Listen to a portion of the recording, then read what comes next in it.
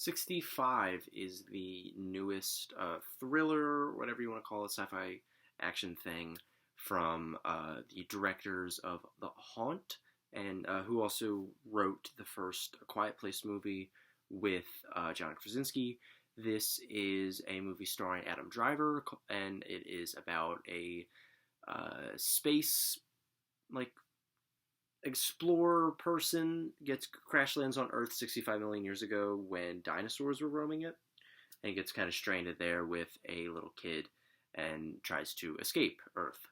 Um, one thing before I actually get into my thoughts on the movie itself. Me and Cameron finally filmed our favorite movies of 2022. So that I just said that I have some editing to do for that.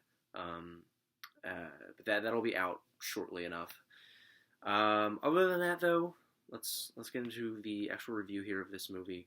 I was not expecting much, honestly, when going into this thing. I was excited when I first heard about it and first heard the trailer. First saw the trailer, and the concept really intrigued me, especially who was directing it and who was behind this movie. Really, really intrigued me.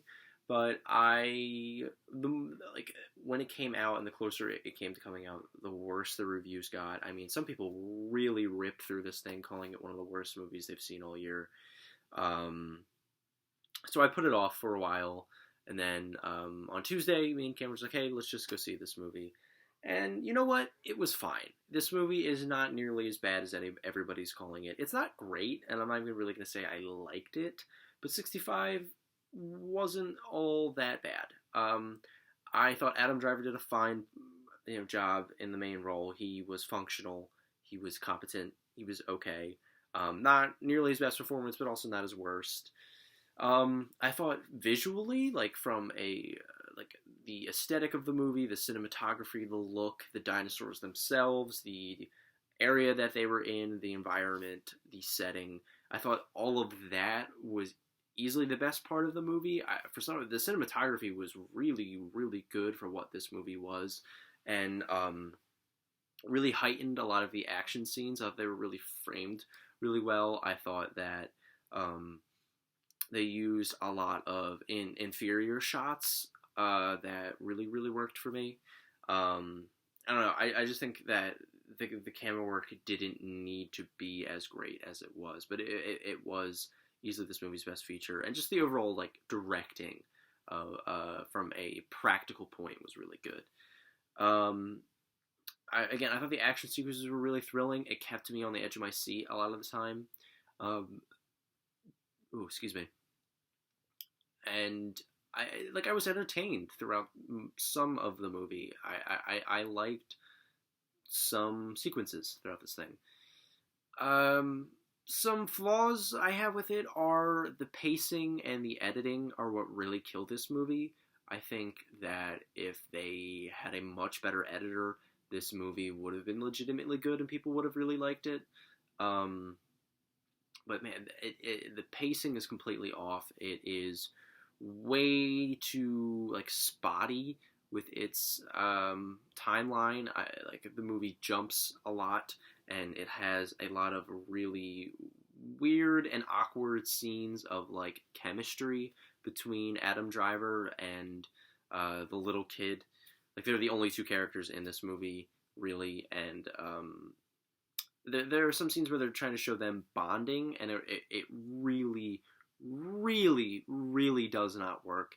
I mean, the dialogue between them is pretty abysmal, which is another problem with this movie. The dialogue is very wooden and very kind of first draft-y. The script kind of seems like something somebody would write in film school or something, and a first draft of that, which is, if that makes any sense, it's very sloppy and it's very amateurish, and I feel like the relationship between Adam Driver and that kid is what should have driven the film home. That should have been an aspect of the movie that worked, but it really wasn't, and made for some awkward scenes. Some inappropriate music sometimes, not inappropriate bad, just didn't fit the scene at all.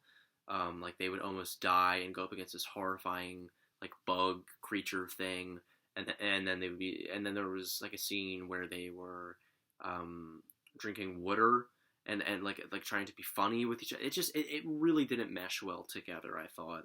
And that's what kills this movie, because there's not much else to it outside of that. There is just them running away from danger, and then them bonding. That's all this movie has to it. And when 50% of that is really bad, you're not gonna have too great of a movie. So I'm gonna give 65 a C plus. This movie was fine. It was okay. I didn't hate it and I didn't love it. It's a very middle of the pack movie. So yeah, this review is done. I finally got to see this movie.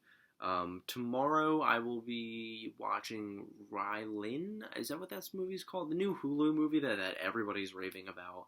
Everybody says is really, really great. I'm very excited to watch it. Comes out tomorrow. And April is coming soon, which is really, really nice, because April has seeing a lot of new releases, which is really great.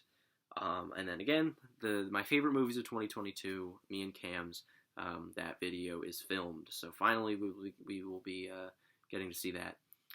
And other than that, I think that's it. So I'll see you guys later.